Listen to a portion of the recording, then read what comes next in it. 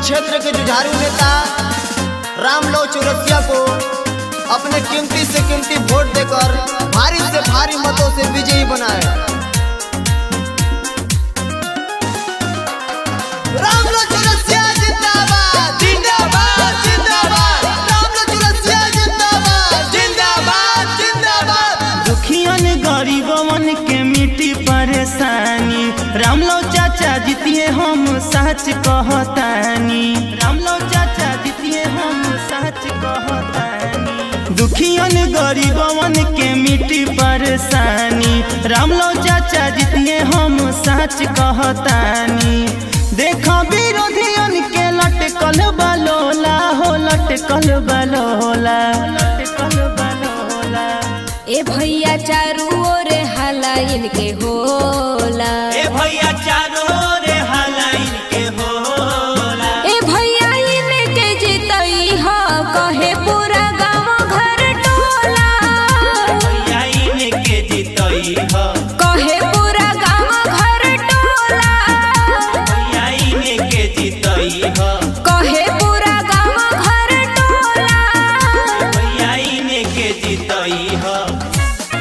चैनपुर उत्तरी क्षेत्र के जुझारू नेता रामलो चौरसिया को अपने कीमती से कीमती वोट देकर भारी से भारी मतों से विजयी बनाए।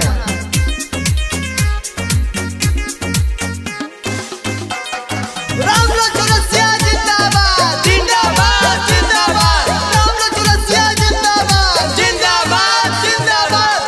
चैनपुर उत्तरी खुशहाल रही भैया, काम सरकारी में न लागे रुपैया।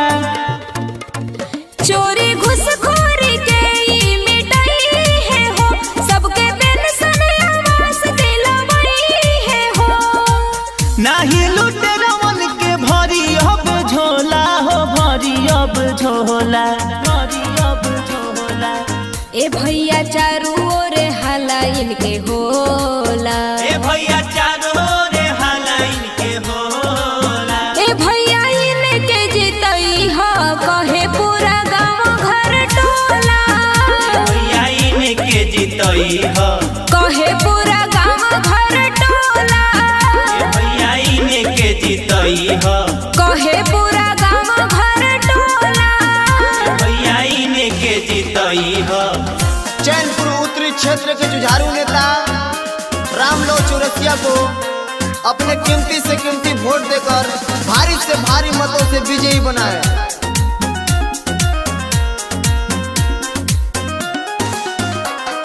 रामलो चौरसिया जिंदाबाद जिंदाबाद जिंदाबाद, रामलो चौरसिया जिंदाबाद जिंदाबाद जिंदाबाद। इनकरे कमवा भैया नाही भूलही ह, जिला परिषद भैया इनके बनई ह। ई विकास के धारा बहवई है हो, सबके रोजी रोजगार दिलवई है हो।